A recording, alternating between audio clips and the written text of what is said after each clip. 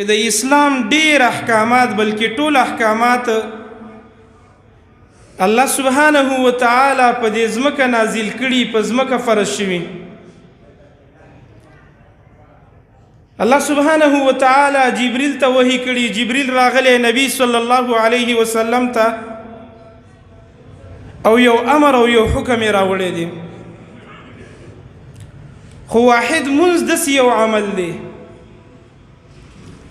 چې الله سبحانه و تعالی نبی صلی الله علیه وسلم وغوښتل د معراج په شپه نبی صلی الله علیه وسلم فرمایي زه برتلی وم اسمانونو ته، په اسمانونو کې بیا د پیغمبرانو سره ملاقاتونه شوي. وی الله سبحانه و تعالی په ما باندې 50 منځونه فرض کړو. زه را واپس شوم، شپږم اسمان ته راورسېدم. موسی علیه السلام تپوس وکړو چې محمد رسول الله څه شی درکړه الله سبحانه و تعالی؟ وی ما ورته وویلې 50 صلاة، 50 منځونه الله سبحانه و تعالی زما په امت باندې فرض کړو. دا د موسی علیه السلام یو لوی احسان په ما او تا باندې دی. وی موسی علیه السلام راته وفرمیل ای محمده،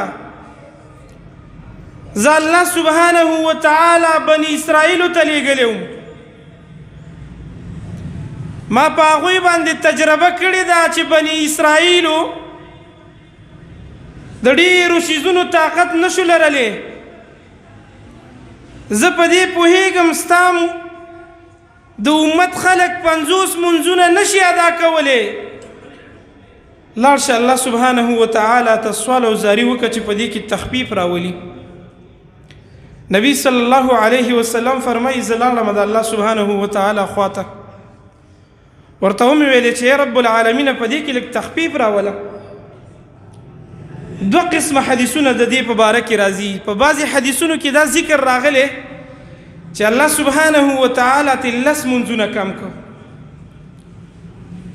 او په بعضې حدیثونو کې داسې راغلي چې الله سبحانه و تعالی 50 منځونو نه 15 منځونه کم کړ. نبی صلی الله علیه وسلم را واپس شو، موسی علیه السلام ته بیا تپوس کوي.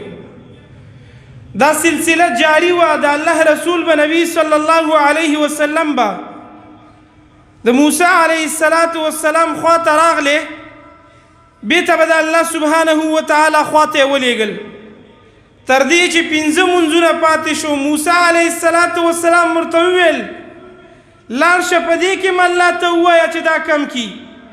نبی صلی الله علیه وسلم وفرمیل ما ته د الله نه ډېره حیا راغله، بس دغه 15 منځونه کافي دي، زما امت به دا ادا کړي.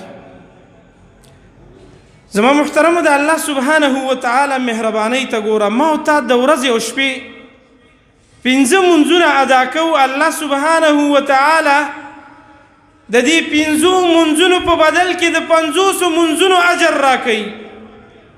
دا د الله مهرباني ده. زما محترمو زمونږ د دې امت عمرونه کم دي، مختصر دي، خو الله سبحانه و تعالی ورته په اعمالو کې برکتونه اچولي. الله ورته اعمالو کې دومره غټه مهرباني کړي چې یو سړی 15 منځونه وکړي، الله د 50 منځونو اجر ورکړي.